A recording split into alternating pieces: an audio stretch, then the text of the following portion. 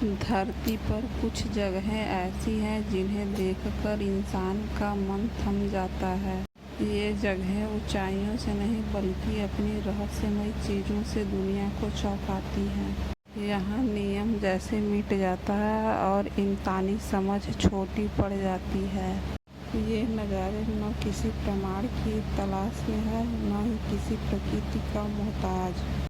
ये अपने अस्तित्व में इस तरह से हैं कि हर निगाह को खामोश कर देते हैं। स्वागत है आपका एक ऐसे सफ़र में जहाँ धरती अपना खुद एक रहस्य खोलती है और हर दृश्य यह एहसास कराता है। नंबर 1, वान झील। रेत के बीच में ठंडा झील। कभी सोचा है रेत के बीच में कोई ऐसी झील जहाँ पर पानी हमेशा ठंडा रहता है, जहाँ पर तापमान 167 डिग्री पहुँचता हो, लेकिन झील का पानी ऐसा लगता है जैसे कि किसी दूसरी दुनिया से आया हुआ हो। चीन के रेगिस्तान के बीचों बीच स्थित वान झील। वान झील में पिछले 200 वर्षों से न ही जिंदा हो बल्कि अपने अंदर इतने रहस्य छुपाए हुए हैं जिसे आज तक कोई सुलझा नहीं पाया। इसकी बनावट अर्धचंद्र जैसी है। इसका रंग दिन के समय बदलता रहता है, कभी पन्ना हरा तो कभी लाल तो कभी किसी तरीके का। रात के समय यह चांदी की तरह अपनी रंग बिखेरने लगती है। सूरज की हर किरण इसके ऊपर एक नई लेख लिख जाती है। रेगिस्तानी हवाएं इसे निगलने के लिए तैयार रहती हैं, लेकिन यह झील अपनी जगह पे अडिग खड़ा है, जैसे किसी देवी की आंखें सब कुछ देख रही हो। वैज्ञानिक हैरान हैं। बिना किसी स्थायी जल स्रोत के, बिना किसी नियमित वर्षा के, कैसे खुद में अपना जीवन बनाए हुए शैवाल, सूक्ष्मजीव, कीट कैसे जीवित रहते हैं जहां इंसान कुछ मिनट तक भी जीवित नहीं रह सकता। प्राचीन लोगों का यह मानना है कि यह किसी देवी की आंखें हैं जहाँ पे आकाश और धरती दोनों का मिलन होता है। वे कहते थे कि यहाँ पर धरती की आत्मा खुद जागती है। जो भी यहाँ पे आता है वो इनकी नज़र में आ जाता है। यहाँ खड़े होकर के इंसान को अपनी सीमाओं का ज्ञान होता है और यह भी कि धरती हमसे कई ज़्यादा जानती है। हर चीज़ को तर्क से नहीं समझा जा सकता, कुछ चीज़ों को रहस्य से भी समझा जा सकता है और यह उन्हीं में से एक है। दूसरा है रेड बोर्ड झील, गुलाबी पानी का झील। गुलाबी पानी का विषैला झील। धरती पर कुछ चीज़ें ऐसी होती हैं जिन्हें देख कर के रहस्य सामने आता है तो आँखें और रूह दोनों कांप जाती है। रेड बोर्ड झील उन्हीं में से एक है। एक ऐसी झील जिसका पानी गुलाबी नहीं बल्कि एक खून की तरह एकदम लाल होता है।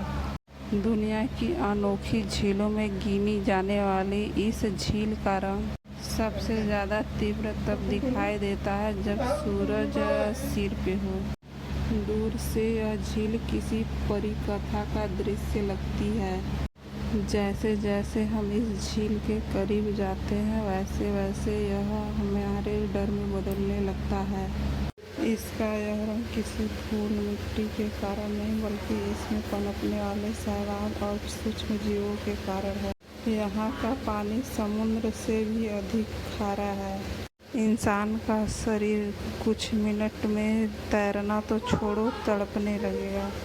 इसमें रहने वाले बैक्टीरिया अत्यधिक नमक में पनपते हैं और लाल रंग के रसायन छोड़ते हैं, जिसकी वजह से इस झील का पानी सुबह हल्का गुलाबी से लेकर के धीरे धीरे बदलते बदलते खून की तरह लाल रंग का हो जाता है। यहाँ पर मछलियाँ नहीं मिलती हैं, लेकिन कुछ विशेष प्रकार के माइक्रोवेव और बैक्टीरिया पाए जाते हैं जो पृथ्वी के सबसे कठिन पर्यावरण में भी जीवन जीने की क्षमता रखते हैं। यह केवल विज्ञान का विषय नहीं है बल्कि सौंदर्य और विष का मेल है। एक ऐसी जगह जहाँ पर प्रकृति ने जानबूझकर के सीमा लांघी है। यह पृथ्वी हमें यही सिखाती है कि इसके ऊपर चलना जितना आसान है, उसके भीतर भी उतने ही बड़े रहस्य छिपे हुए हैं। पामुक्कालय, जल से बनी हुई सफ़ेद सीढ़ियाँ। क्या कभी आपने गर्म पानी से बनी हुई सफ़ेद सीढ़ियाँ देखी हैं, जो देखने में दूसरे ग्रह की लगती है, लेकिन हजारों साल के बाद पृथ्वी पर उभरती हैं? पामुक्कालय, जिसे तुर्की की ज़मीन पर प्रकृति ने चुपचाप गढ़ा है, जहाँ एक ऐसा पानी और प्रकृति चूने की परतों में एक ऐसा रचा है जो किसी पौराणिक कथा का एक हिस्सा लगता है। यहाँ खड़ी सफ़ेद सीढ़ियाँ कोई इंसानी रचना नहीं है, गर्म पानी की सफ़ेद धाराओं की देन है, जो ज़मीन के नीचे से उबलती हुई निकलती है। जब सतह पे पहुँचती है तो धीरे धीरे ठंडी होकर चूने की परतों को छोड़ देती है। समय के साथ जम करके यह प्राकृतिक सीढ़ियाँ बन जाती है, जिनमें से कुछ पर अभी भी गर्म नीला पानी जमा हुआ होता है, शांत चमकता हुआ, अपने भीतर सैकड़ों परतें समेटे हुए। यहाँ का पानी 95 डिग्री फ़ारेनहाइट से लेकर के 200 डिग्री फ़ारेनहाइट तक गर्म होता है। इसे प्राचीन समय से उपचार के लिए प्रयोग में लिया जा रहा है। पामुक्कालय का हर एक जलधारा, हर एक सीढ़ी, हर एक जल एक धीमी प्रक्रिया का हिस्सा है। हर दिन, हर घंटे यह पृथ्वी पर एक नई परत बनाती रहती है। सूरज की किरणें जब इन सीढ़ियों पे पड़ती हैं तो यह बर्फ से ढका हुआ प्रतीत होता है। सुबह के समय जब यह पानी पर सूरज की किरणें पड़ती है तो यह फिरोजी रंग का दिखाई देता है। शाम के समय यही रंग बदल करके हल्का चांदी के तरह दिखने लगता है। यह सौंदर्य प्रकृति का वह है जिसे मानव के हस्तक्षेप ने नहीं, प्रकृति ने स्वयं धीरे धीरे गढ़ा है।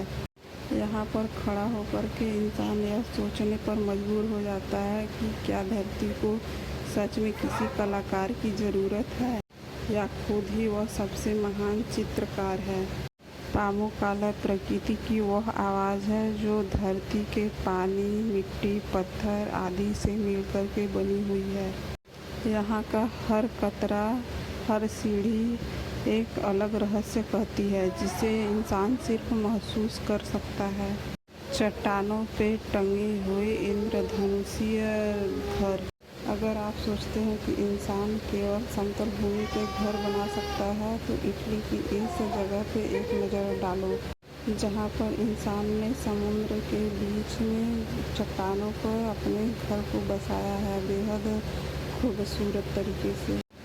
5 छोटे छोटे गांव चट्टानों पे इस तरह से खड़े हैं जैसे कि यहाँ पर उग आए हो।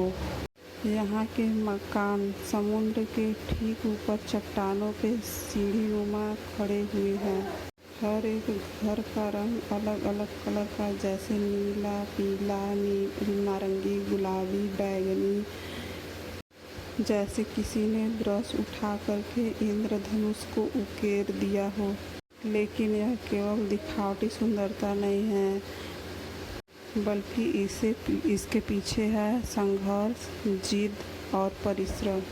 यहाँ की चट्टानें इतनी ऊंची और सीधी हैं कि आज भी वाहन यहाँ पर नहीं पहुँच सकता। इन गांवों से जाने वाला हर रास्ता कभी नाव से तो कभी पैदल चल करके पार किया जाता है। यहाँ के लोग सदियों से पत्थर को काट काट करके सीढ़ियाँ बनाते हुए आए हैं। हर दीवार, हर छत, हर रास्ता मेहनत से उकेरा गया है। आधुनिक मशीनों का यहाँ पर कोई स्थान नहीं। यह गांव सैकड़ों सालों से बाहरी दुनिया से कटा रहा। यही वजह है कि यहाँ के वास्तु अभी तक वैसे ही बने हुए हैं जैसे समय ने उन्हें वहीं पर रोक दिया हो।